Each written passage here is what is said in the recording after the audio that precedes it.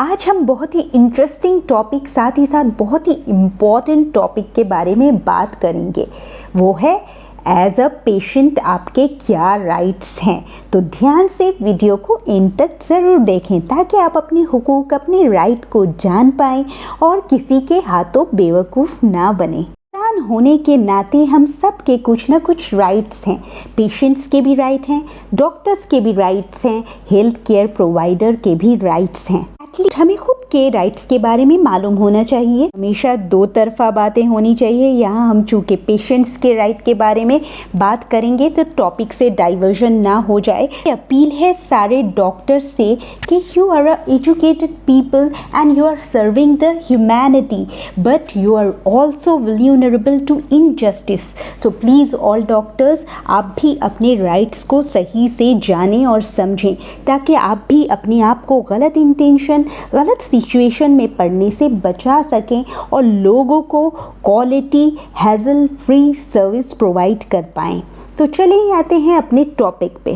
Patients right बहुत से laws and regulations के थ्रू गाइड किए गए हैं ताकि पेशेंट अपने हक या राइट को जाने और कोई इन्हें मिसगाइड करके इनका फ़ायदा ना उठाए। वो राइट्स इंडियन लॉ के हिसाब से क्या है आज हम जानेंगे और ऑलमोस्ट वर्ल्ड वाइड ये सेम ही होते हैं, कुछ लॉज के अलावा जो कि बेसिक ह्यूमन राइट्स में भी आते हैं। पहला राइट क्या है? Right to information. हर एक पेशेंट का हक है कि वो अपने बीमारी या मेडिकल कंडीशन के बारे में, ट्रीटमेंट और उससे जुड़े रिस्क के बारे में और अदर ऑप्शंस के बारे में एक्सप्लेन किया जाए, इन्फॉर्म किया जाए या समझाया जाए अपने डॉक्टर्स और हेल्थ केयर प्रोवाइडर के ज़रिए। यही वजह है कि डॉक्टर्स ऑपरेशन से पहले आपसे कंसेंट पेपर पे सिग्नेचर करवाते हैं जिसमें बेसिकली ये सारे डिटेल्स मेंशन होते हैं। इंडियन मेडिकल काउंसिल रेगुलेशन 2002 के मुताबिक, याद रखें ये एक्ट नहीं है, ये रेगुलेशन है। एक्ट क्या है? एक्ट है जनरलाइज्ड सेट ऑफ लॉ, जबकि रेगुलेशन स्पेसिफिक होती है। For example medical purpose, for example किसी डॉक्टर के लिए, फॉर एग्जाम्पल पेशेंट्स के लिए। तो इंडियन मेडिकल काउंसिल रेगुलेशन 2002 जिसके अंडर प्रोफेशनल कंडक्ट यानी एक डॉक्टर की अपने पेशेंट की तरफ क्या ड्यूटी होती है वो बताया गया है। ऐसा कि कोई डॉक्टर बाउंडेड नहीं है कि हर पेशेंट जो इसके पास आए इसे देखे, लेकिन रिस्पॉन्सिबिलिटी और समाज में एक अहम और ऊंचा रोल होने की वजह से इसे चाहिए अपनी एक्सपर्टाइज और अपनी नॉलेज और क्वालिफिकेशन के अकॉर्डिंग पेशेंट को सर्विस दे। किसी भी इमरजेंसी केस में एक डॉक्टर ट्रीटमेंट से इनकार नहीं कर सकता अगर वो इस बीमारी का स्पेशलिस्ट हो तो। हाँ, अगर केस इसके हाथों से बाहर है, इसे उसका एक्सपीरियंस नहीं है, तो इस केस को दूसरे डॉक्टर को रेफ़र कर सकता है। रेगुलेशन के तहत इटिक्वेट्स यानी आदाब, एथिक्स यानी अखलाकियात के साथ साथ पेशेंट को एक्यूरेट और क्लियर इंफॉर्मेशन प्रोवाइड करने में जोर दिया गया है। अगली बार अगर सवाल करने पर कोई डॉक्टर गुस्सा हो या आपके साथ बदसलूकी करे तो इस रेगुलेशन यानी the Indian medical council regulation 2002 इन्हें ज़रूर याद दिला दीजिएगा। नेक्स्ट राइट है राइट टू प्रिवेसी, यानी पेशेंट के मर्जी के बगैर इनके डिटेल्स चाहे पर्सनल हो या बीमारी से जुड़ी किसी से शेयर ना किया जाए। ये राइट हमारे इंडियन कॉन्स्टिट्यूशन के अंडर आती है। मतलब आपसे जुड़ी कोई इन्फॉर्मेशन आपके मर्ज़ी के बगैर कोई भी अथॉरिटी को ये हक नहीं है कि वो किसी से शेयर करे। हाँ, एक्सेप्शनल केसेस के अलावा, यानी अगर कोई जुर्म से जुड़ी क्रिमिनल इश्यूज़ हो तो बात अलग है, जहाँ कंसर्न्ड अथॉरिटी से डिटेल्स शेयर कर सकते हैं। नेक्स्ट है इन्फॉर्म्ड कॉन्सेंट। यहाँ पेशेंट के घर वालों की बात नहीं हो रही है, यहाँ खुद पेशेंट को इन्फॉर्म करने की बात हो रही है। जब किसी पेशेंट को ओटी या ऑपरेशन थिएटर में दाखिल किया जाता है तो इससे पहले पेशेंट से और फिर इनके घर वालों से कॉन्सेंट पेपर यानी रजामंदी वाले पेपर में सिग्नेचर लिया जाता है, जो कि बहुत ज़रूरी है। और ये हक क्लियरली इंडिया के सुप्रीम कोर्ट के लैंडमार्क जजमेंट जो कि 2008 में समीरा कोहली वर्सेस डॉक्टर प्रभा मनचंदा के फेमस केस के दौरान लिया गया था, पेशेंट्स को दिया गया है। ये केस 1995 के साल का है, जब पेशेंट समीरा कोहली जो कि 44 साल की अनमैरिड लेडी थी, डॉक्टर प्रभा मनचंदा के क्लिनिक में उन्होंने विजिट किया। इस कंप्लेन के साथ उनके मेंस्ट्रुअल ब्लीडिंग नहीं रुक रही थी। इनकी एग्जामिनेशन के बाद डॉक्टर ने इन्हें अगले दिन लैप्रोस्कोपिक टेस्ट, जिसमें बॉडी में होल करके यानी मिनिमम इंसिशन या स्मॉल कट देकर वो टेस्ट किया जाता है, डिसाइड हुआ। डॉक्टर प्रभा के एडवाइस के मुताबिक समीरा कोहली दूसरे दिन उनके क्लिनिक में पहुंची, जहां उनसे एडमिशन और डिस्चार्ज कार्ड पर साइन या सिग्नेचर लेने के बाद, जिसमें मेंशन था कि वो डायग्नोस्टिक लैप्रोस्कोपी करने के लिए अपनी रजामंदी देती है। साथ ही साथ अगर लैप्रोटोमी यानी लार्ज इंसेशन या कट की ज़रूरत पड़ी तो डॉक्टर को वो भी इजाज़त देती है अंडर जनरल एनेस्थीसिया।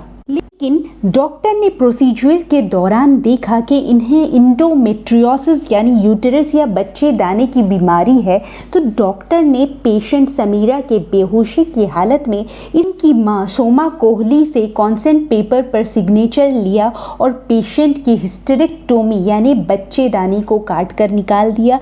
साथ ही बायलैटरल सैल्पेंजोओफेरेक्टोमी यानी ओवरी और फेलोपियन ट्यूब को भी काट कर निकाल दिया। पेशेंट कुछ रोज़ हॉस्पिटल में दिन गुजारने के बाद बिल पे किए बगैर हॉस्पिटल से डिस्चार्ज ले लिया। और इस बात की डॉक्टर मनचंदा ने पुलिस में कंप्लेंट लॉन्च की कि पेशेंट के दोस्त कमांडर जुत्शी ने डरा धमका कर हॉस्पिटल के बिल पे किए बगैर पेशेंट को डिस्चार्ज करवा लिया। साथ ही पेशेंट समीरा कोहली ने भी national consumer dispute redressal commission में कंप्लेंट दर्ज की और 25 लाख का जुर्माना क्लेम किया नेग्लिजेंसी के बेसिस में कि डॉक्टर ने पेशेंट को बताए बगैर या इन्फॉर्म किए बगैर हिस्टेरेक्टोमी और सैल्पेंजोओफेरेक्टोमी कर दिया।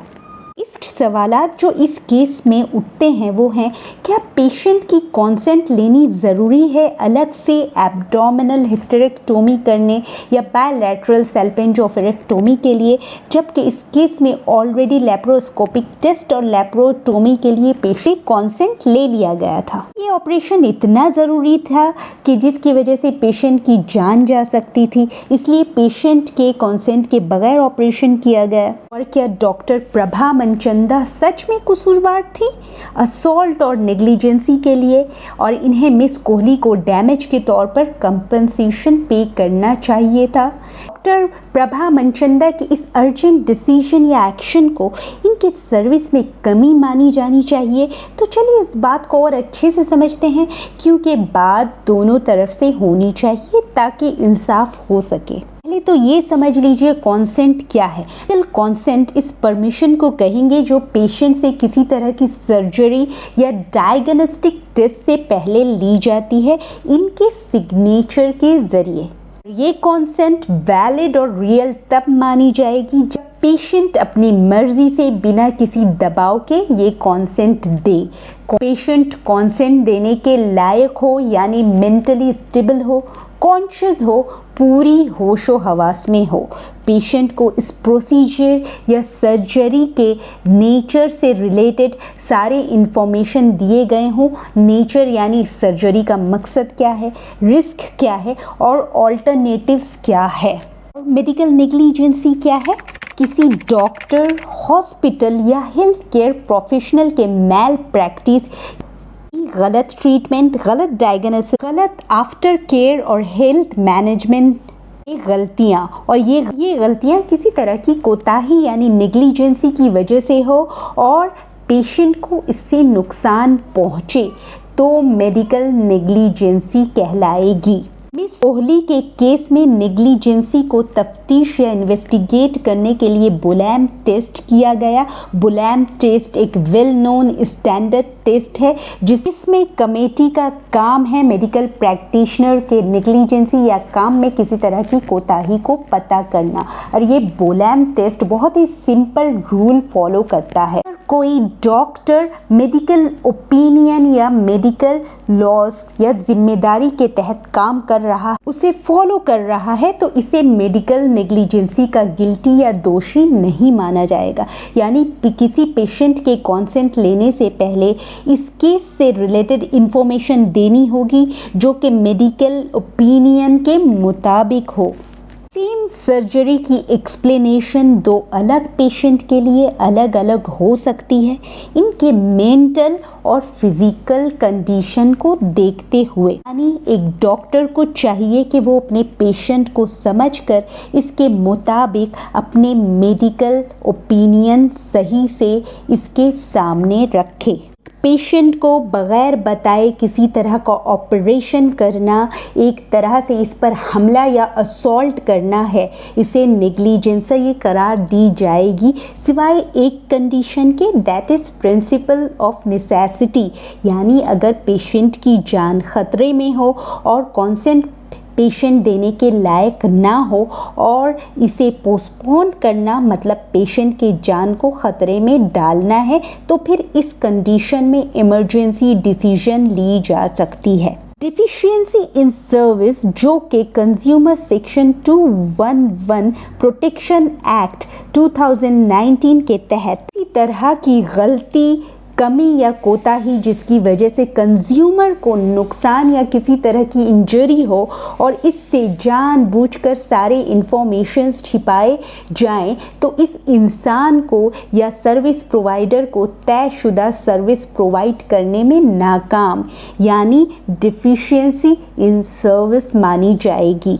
इस पूरे केस हिस्ट्री में हमने देखा कि मिस समीरा कोहली से चूँकि एडिशनल प्रोसीजर हिस्टेरेक्टोमी और सैल्पेंजोओफेरेक्टोमी के लिए कॉन्सेंट नहीं लिया गया था, साथ ये प्रोसीजर करने से पहले इनको इससे रिलेटेड इन्फॉर्मेशन नहीं दी गई थी और इनके केस में ऐसी इमरजेंसी नहीं थी कि इनकी जान जा सकती थी।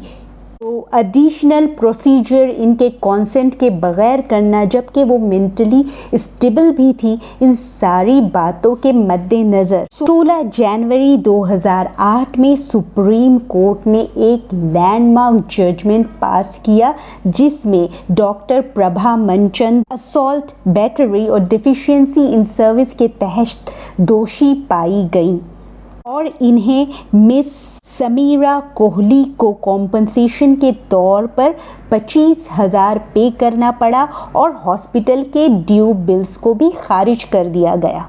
इस केस स्टडी से आपने क्या सीखा? यही कि आपके कॉन्सेंट के बगैर कोई डॉक्टर आपके बॉडी को टच नहीं कर सकता, एक्स्ट्रा प्रोसीजर नहीं कर सकता, उसके लिए आपके कॉन्सेंट बहुत ज़रूरी है। अगर आप कॉन्शियस हो, मेंटली स्टेबल हो। डॉक्टर्स को भी ये सीख मिलती है कि एक्स्ट्रा प्रोसीजर ना करने जाएं without the permission of the consent patient unless it is very urgent or necessary। आपकी नेक्स्ट राइट क्या है? Access to medical records. एक पेशेंट की ये भी राइट है कि वो अपने मेडिकल रिकॉर्ड्स को देख सकता है, साथ ही साथ इसकी कॉपी भी रिक्वेस्ट कर सकता है रीजनेबल टाइम फ्रेम के अंदर। हेल्थ केयर प्रोवाइडर को इसे सारे रिकॉर्ड्स देने होंगे। अपने राइट टू इंफॉर्मेशन एक्ट 2005 को इस्तेमाल करके आप गवर्नमेंट हॉस्पिटल से भी रिकॉर्ड्स रिक्वेस्ट कर सकते हैं। नेक्स्ट राइट है right to second opinion. Patient को ये भी राइट दिया गया है कि वो दूसरे डॉक्टर्स या मेडिकल प्रैक्टिशनर से सेकंड ओपिनियन ले सकते हैं और ये हक आपको the medical council of Indians codes of medical ethics आपको देती है। Next compensation for medical negligence. एक मेडिकल डॉक्टर के मेडिकल निग्लिजेंसी या मैल प्रैक्टिस या किसी तरह की कोताही अपने पेशेंट को सर्विस प्रोवाइड करने में हुई हो, जिससे पेशेंट के हेल्थ को किसी तरह का नुकसान पहुंचे या पेशेंट की जान चली जाए, तो पेशेंट और उसके फैमिली वाले हॉस्पिटल अथॉरिटी और डॉक्टर या मेडिकल प्रैक्टिशनर के खिलाफ कंज्यूमर प्रोटेक्शन एक्ट 2019 के तहत कंप्लेंट या केस फाइल कर सकते हैं और कॉम्पनसेशन की मांग कर सकते हैं। नेक्स्ट बहुत ही इम्पॉर्टेंट राइट जो है वो है प्रोटेक्शन अगेंस्ट एक्सप्लॉयटेशन। ये हर एक पेशेंट की और हर एक इंसान की राइट है कि उसे दूसरा इंसान अच्छे से ट्रीट करे, अच्छे से बात करे, चाहे वो बहुत अमीर हो या गरीब हो। हमारी इंडियन कॉन्स्टिट्यूशन के हिसाब से हम सब बराबर हैं और इस्लाम के हिसाब से भी हम सबों को एक दूसरे की इज्जत करनी चाहिए, वो किसी भी ज़ात, धर्म और जगह से ताल्लुक़ रखता हो।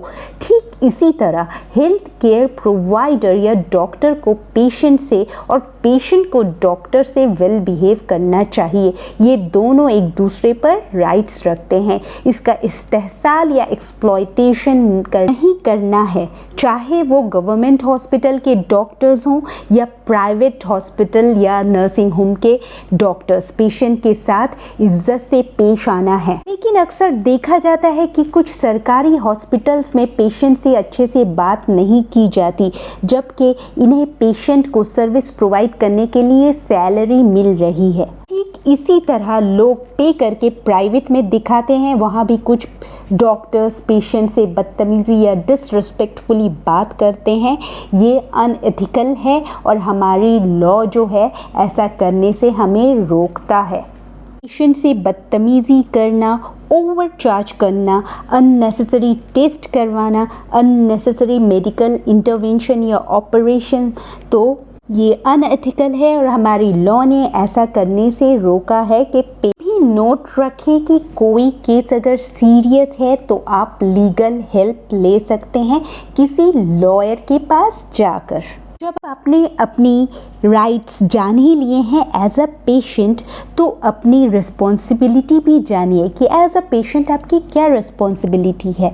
तो सबसे पहली रिस्पॉन्सिबिलिटी बनती है कि जब भी आप डॉक्टर के पास जाएं तो पहले अपॉइंटमेंट ले लें और टाइम से पहुंचने की कोशिश करें। साथ ही डॉक्टर को प्रॉपर, क्लियर और सही एक्यूरेट इंफॉर्मेशन दें अपनी बीमारी से रिलेटेड। अपनी बीमारी की कोई हिस्ट्री है तो उससे रिलेटेड, आप कोई दवाई ले रहे हैं उससे रिलेटेड, और कोई और ट्रीटमेंट कर रहे हैं तो उससे रिलेटेड हमेशा डॉक्टर को सही चीज़ें बताएं ताकि वो सही से डायग्नोसिस कर पाए, सही से आपके ट्रीटमेंट कर पाए। डॉक्टरों से सवाल करें लेकिन उसे शॉर्ट, ब्रीफ और क्लियर रखें।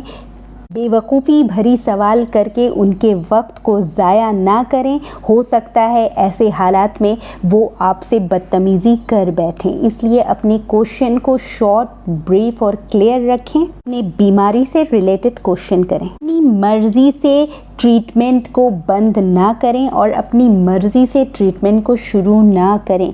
हमेशा अपने कंसर्न डॉक्टर को इन्फॉर्म करें कि आप इस दवाई को लेना बंद कर सकते हैं या नहीं। अगर किसी ट्रीटमेंट से कोई तरह का साइड इफ़ेक्ट या प्रॉब्लम हो रहा है तो इमीडिएटली अपने कंसर्न डॉक्टर को इन्फॉर्म करें। और कोई प्रॉब्लम ना होने पर भी साल में एक बार हेल्थ चेकअप कराना ना भूलें। हमेशा अपने हुकूक या राइट को हर इंसान को जाननी चाहिए, वो डॉक्टर हो या पेशेंट हो या सिर्फ एक आम इंसान हो। और अपने राइट्स को जानकर अपने हक का सही इस्तेमाल करना चाहिए। इसे कभी भी मिसयूज़ नहीं करना चाहिए। इस तरह अगर हम खुद की और दूसरों की राइट को जानेंगे और इस्तेमाल करेंगे सही जगह पर, तो समाज की बुराइयां ख़त्म होंगी और हम मिलकर एक सेहतमंद, खुशहाल और सक्सेसफुल समाज बना पाएंगे। तो आपको मेरी वीडियो इन्फॉर्मेटिव और इंटरेस्टिंग लगी तो मेरे वीडियो को लाइक करें, ज़्यादा से ज़्यादा शेयर करके लोगों को एजुकेट करें और मेरे चैनल को सब्सक्राइब करना ना भूलें और इसी तरह की इन्फॉर्मेशन के लिए बेल आइकन को दबाना ना भूलें। तब अपना ख्याल रखें, अपने हक और राइट्स का भी ख्याल रखें, उसे जानें, समझें और एक खुशहाल और हेल्दी समाज साथ मिलकर बनाएं। Thanks for watching.